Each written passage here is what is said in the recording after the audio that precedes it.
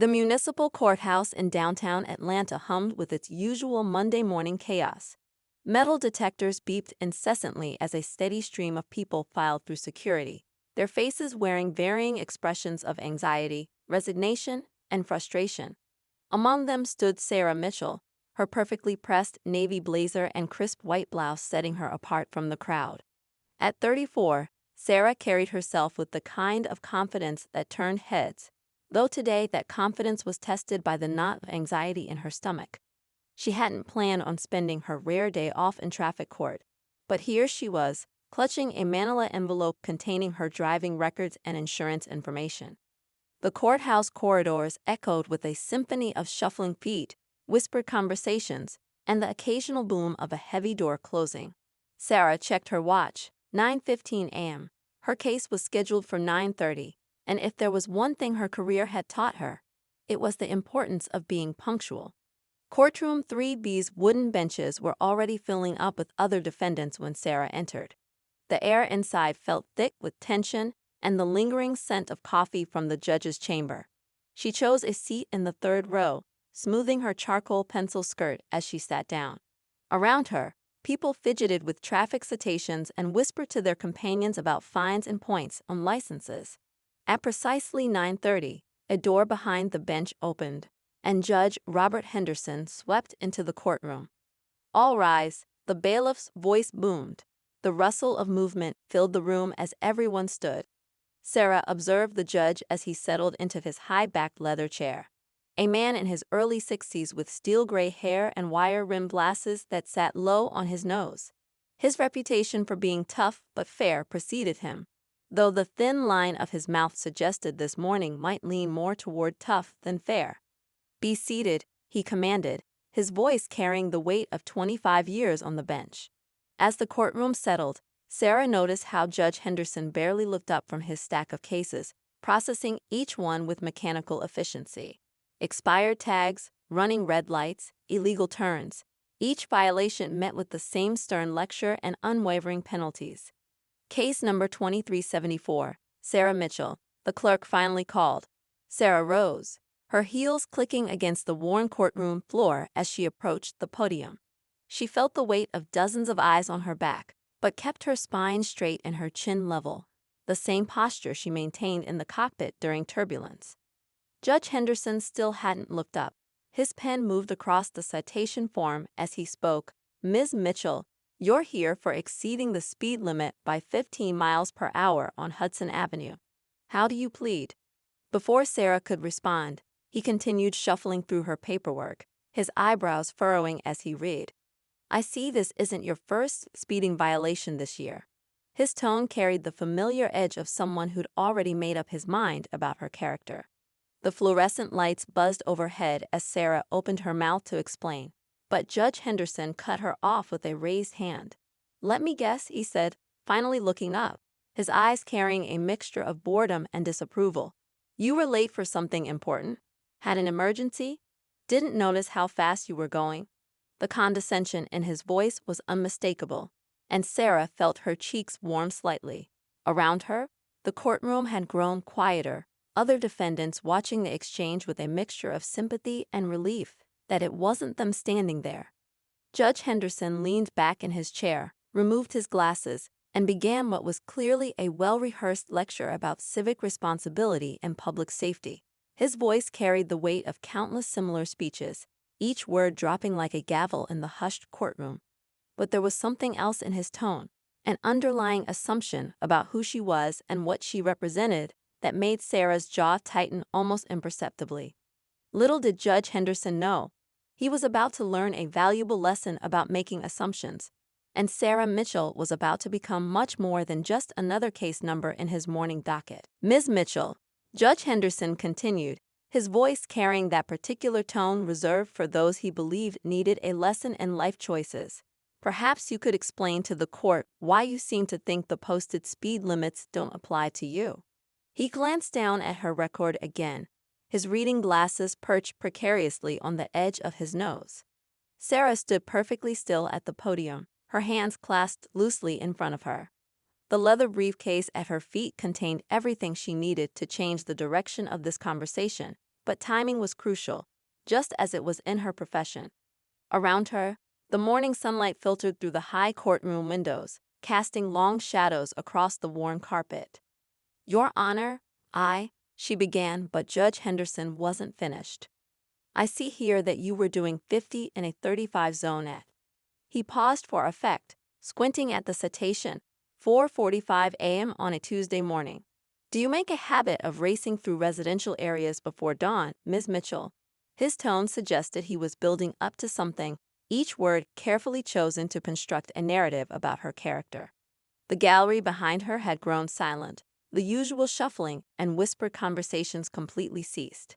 Sarah could feel the weight of their attention, the collective held breath of spectators waiting to see how this would play out. A young law clerk at the side of the courtroom had even stopped typing, her fingers hovering motionless above her keyboard. Judge Henderson removed his glasses entirely now, fixing Sarah with a stern look that had probably wilted countless defendants before her.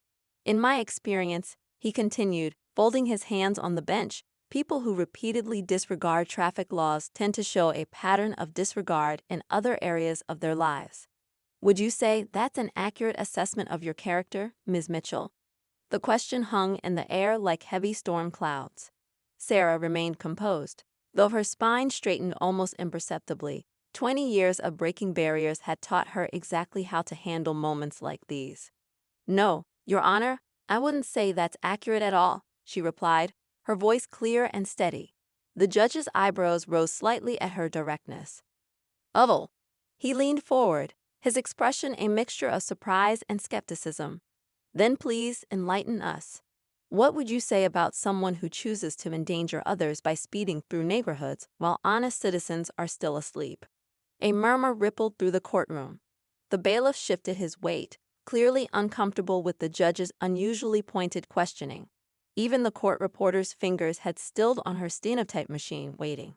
Sarah took a measured breath, her dark eyes meeting the judge's unwavering gaze. The morning light caught the silver wings pin on her lapel, a detail that had so far escaped Judge Henderson's notice.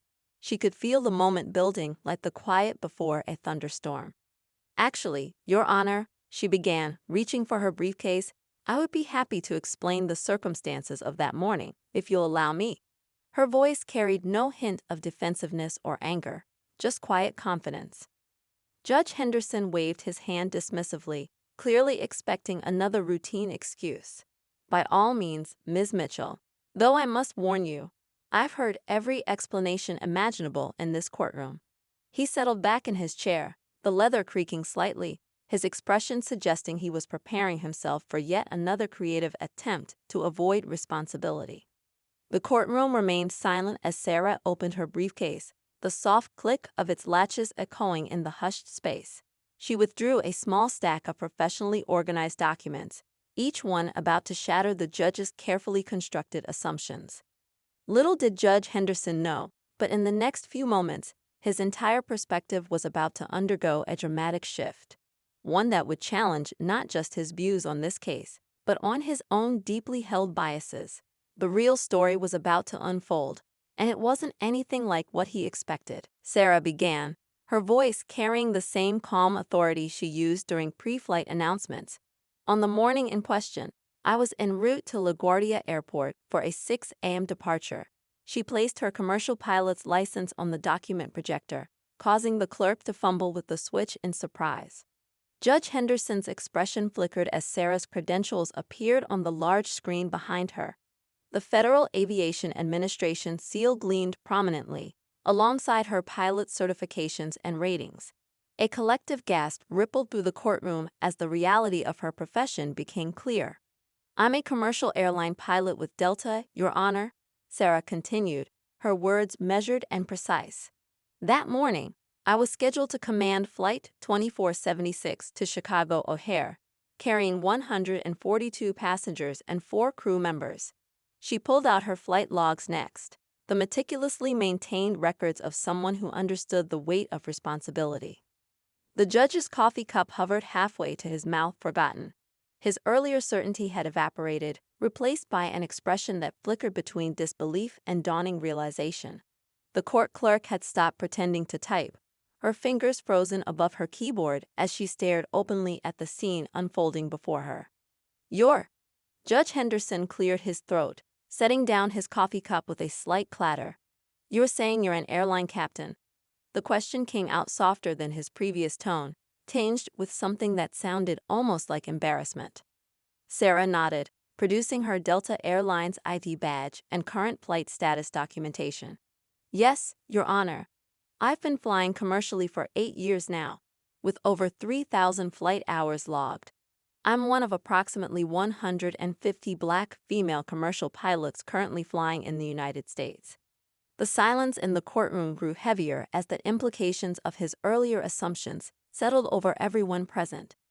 A young woman in the gallery whispered "wow" audibly, earning a sharp look from the bailiff that lacked its usual conviction. "That morning," Sarah continued, her composure unwavering, "I was following our company's report time protocols.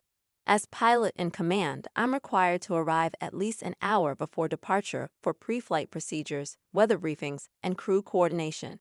Being late isn't just a minor inconvenience, it could delay hundreds of passengers and disrupt the entire day's flight schedule." Judge Henderson removed his glasses, rubbing the bridge of his nose as he processed this information. The same hands he'd been ready to dismiss minutes ago were regularly trusted with the lives of hundreds of passengers at 35,000 feet. "Miss Mitchell," he began, his tone notably different, "why didn't you mention this when you first approached the bench?" Sarah's response was measured but pointed. "Your Honor, with all due respect, you didn't give me the opportunity. And more importantly, I've learned that sometimes it's more effective to show rather than tell." A few muffled chuckles emerged from the gallery, quickly silenced by the bailiff's stern glance, but even he couldn't hide the slight smile tugging at the corner of his mouth. The judge shuffled through his papers, clearly trying to regain his composure. The morning light streaming through the high windows seemed to highlight the flush creeping up his neck. The same documentation he'd been using to build a case against her character now lay scattered before him, his earlier certainty shattered by the evidence of her profound responsibility and achievement. "I see," he said finally, looking at Sarah with new eyes. "I believe I may have been hasty in my initial assessment." The admission hung in the air, heavy with implications about prejudice, assumptions, and the dangers of quick judgment.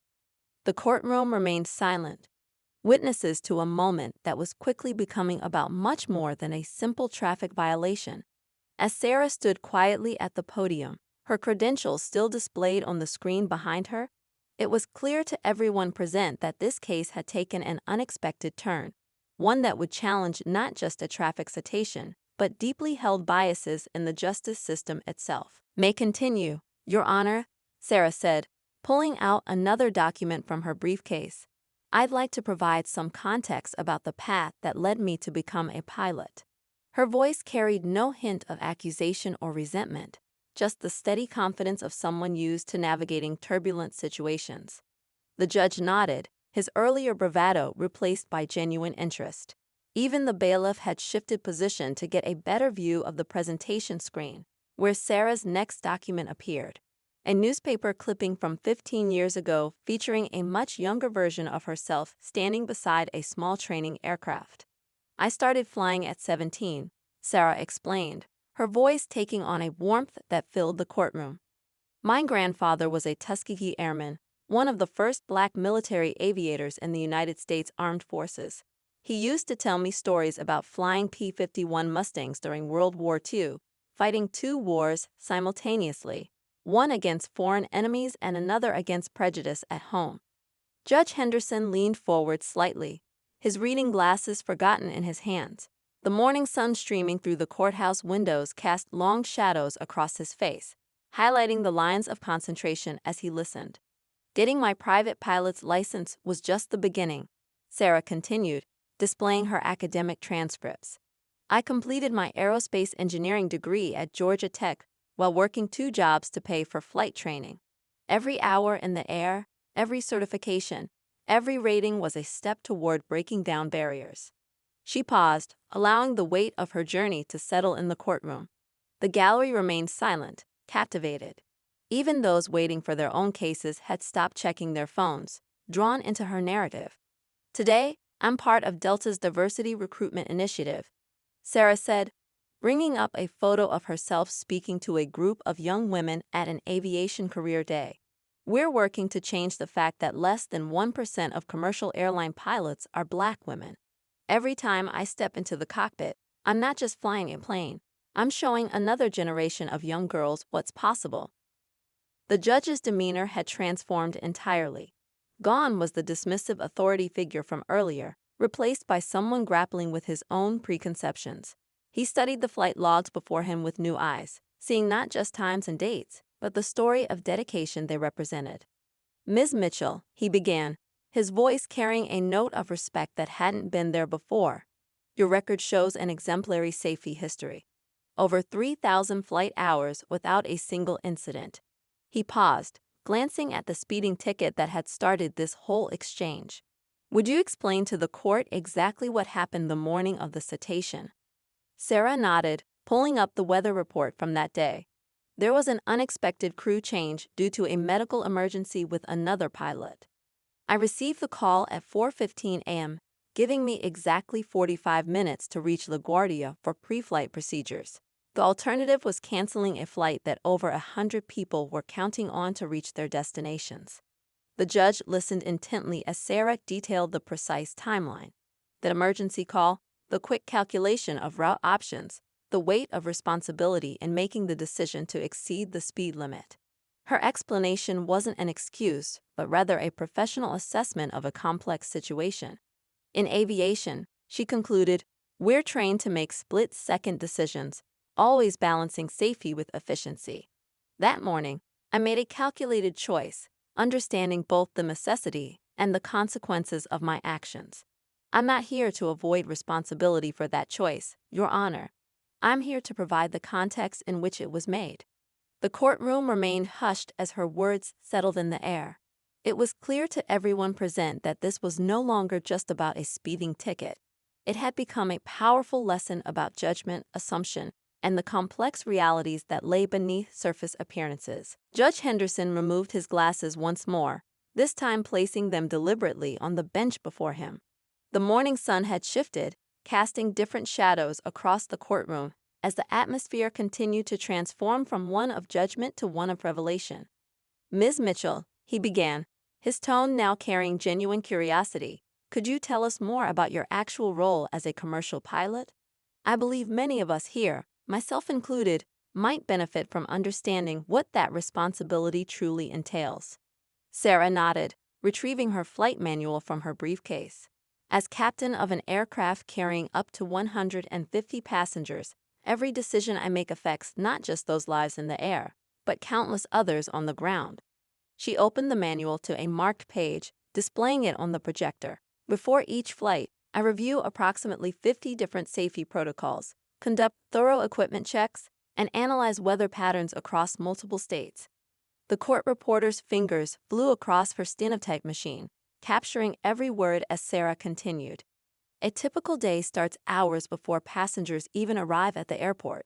We calculate fuel requirements based on weather conditions, passenger load, and potential diversions. We coordinate with air traffic control, review maintenance logs, and brief our crew." She pulled up a complex flight plan on the screen. "This is what my morning looked like the day of the citation." The document showed intricate calculations, weather patterns, and route planning. "When I received that emergency call, I wasn't just rushing to work. I was racing to ensure these vital safety procedures wouldn't be compromised by a delay."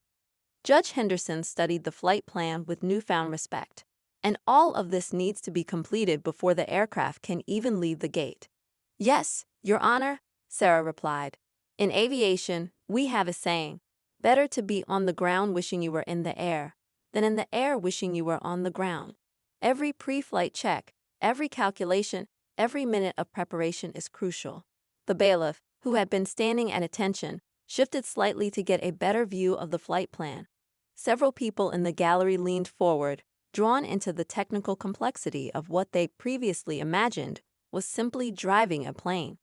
"During my 8 years as a commercial pilot," Sarah continued, displaying her service record, "I've handled emergency landings in severe weather, medical emergencies at 35,000 feet, and equipment malfunctions that required split-second decision-making.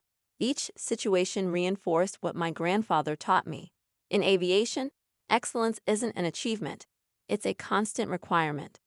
She paused, allowing her words to sink in. The morning light caught the silver wings on her lapel again, but this time, everyone in the courtroom noticed them.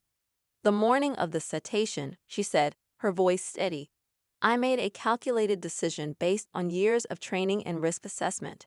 Yes, I exceeded the speed limit, and I accept responsibility for that choice. But I also knew that my primary duty was to ensure the safety and timeliness of Flight 2476 and its passengers. Judge Henderson nodded slowly, his earlier preconceptions completely dismantled. And these passengers, he asked, they were relying on that flight. Yes, Your Honor. Among them were medical professionals heading to a conference in Chicago, families with connecting flights, and business people with critical meetings. In total, 142 individuals whose plans and obligations depended on our on-time departure. The courtroom had grown so quiet that the gentle hum of the air conditioning seemed loud in comparison. Sarah stood confidently at the podium, her presence now commanding a respect that transcended the immediate circumstances of the traffic court. Judge Henderson picked up his glasses again, but didn't put them on. Instead, he held them thoughtfully, looking at Sarah with an expression that suggested he was seeing not just her, but his own biases in a new light. The simple traffic violation that had brought them here had evolved into something far more significant, a moment of understanding that would resonate far beyond the walls of courtroom 3B. Judge Henderson cleared his throat, the sound echoing in the still courtroom. His demeanor had transformed from one of judicial authority to something more contemplative, more human. He shuffled the papers before him, no longer looking for violations but seeing instead the documented journey of someone who'd broken barriers he hadn't even known existed. Ms. Mitchell, he began, his voice carrying a note of humility that caused several regular courthouse attendees to exchange surprised glances. I believe I owe you an apology. My initial approach to your case was, he paused, choosing his words carefully, colored by assumptions that I'm only now realizing I'd made unconsciously. Sarah remained poised at the podium, her expression professional but softened slightly by understanding. The morning sun had reached its peak, flooding the courtroom with clear light that seemed to underscore the moment's transparency. Your Honor, she responded, I appreciate your candor. In my profession, we're trained to acknowledge our mistakes because the cost of denying them can be catastrophic. It's a principle that applies far beyond the cockpit. A murmur of agreement rippled through the gallery. The young law clerk, who had been furiously taking notes, looked up with undisguised admiration. Even the bailiff's typically stoic expression had warmed considerably. In light of everything you've presented, Judge Henderson continued, removing his reading glasses and placing them deliberately on his desk. I'm not only reducing the fine, but also using this moment as an opportunity for change in my courtroom. He turned to address the full gallery. What we witnessed here today goes far beyond a simple traffic violation. Sarah watched as the judge stood, something he rarely did during routine traffic court. Ms. Mitchell's career, her achievements, and yes, even the circumstances of her citation, remind us that justice must be administered with context, understanding, and the humility to recognize our own prejudices. The court reporter's fingers flew across her stenotype machine, capturing every word of what was becoming a memorable moment in courtroom 3B's history. The morning's regular stream of traffic violations had transformed into something far more significant. Therefore, the judge continued, I'm ordering the creation of a new judicial training program in this district. We'll use this case, anonymized, of course, Ms. Mitchell, unless you prefer otherwise, as a teaching tool for other judges and court officers. Sarah's composed expression flickered briefly with surprise. I would be honored, Your Honor. In aviation, we use real-world scenarios in our training because they carry more weight than theoretical examples. Judge Henderson nodded, picking up his gavel but not yet bringing it down. As for your citation, Ms. Mitchell, while I cannot dismiss it entirely, the law is still the law. I am reducing the fine to the minimum and ordering that no points be added to your license, given the extraordinary circumstances and your exemplary record. He paused, looking directly at Sarah with newfound respect. However, I would ask something of you in return. Would you be willing to speak at our next judicial conference about your experiences? Not just about this incident, but about your journey in aviation and the broader lessons it teaches about judgment and assumption. Sarah's professional composure brightened with a genuine smile. I would be delighted, Your Honor. In fact, I believe Delta might be interested in supporting such an initiative as part of our community outreach program. The judge brought down his gavel, its sharp crack carrying a different weight than usual, not an ending, but a beginning. Then we're adjourned. Ms. Mitchell, my clerk will get your contact information. He stood again, this time extending his hand toward her. And thank you for teaching this old judge a valuable lesson today. As Sarah gathered her documents, the gallery broke into spontaneous applause, quickly silenced by the bailiff's stern look, though even he couldn't hide his approving smile. What had begun as a routine traffic court session had transformed into something none of them would soon forget, least of all Judge Henderson himself. Within hours of Sarah Mitchell leaving the courthouse, the story began to take on a life of its own. A law student who had been observing court proceedings that morning posted a detailed account on social media, and within minutes, the hashtag #PillowJustice started trending across multiple platforms. You won't believe what I just witnessed in traffic court, the post began, accompanied by a sketch of the courtroom scene. Phones weren't allowed inside. A judge's assumptions about a black woman completely shattered when she revealed she was a commercial airline captain. The most powerful moment I've seen in 3 years of law school. By noon, local news stations had picked up the story. The courthouse steps became a makeshift press area, with reporters hoping to catch Sarah as she left the building. Instead, they found a growing crowd of young women, many wearing aviation school uniforms from the local technical college, who had heard about the morning's events and gathered in spontaneous support. I got a text from my flight instructor about what happened, said Jessica Chen, a student pilot clutching her logbook. We all came down here because this is exactly what we deal with, people not believing we could be pilots, much less commercial airline captains. Inside her Delta crew room at LaGuardia, Sarah's phone buzzed continuously with notifications. Fellow pilots, flight attendants, and ground crew members shared the story across aviation forums and professional networks. The incident resonated particularly strongly within the Association of Black Professional Flight Attendants, who had long documented similar experiences of prejudice and assumption.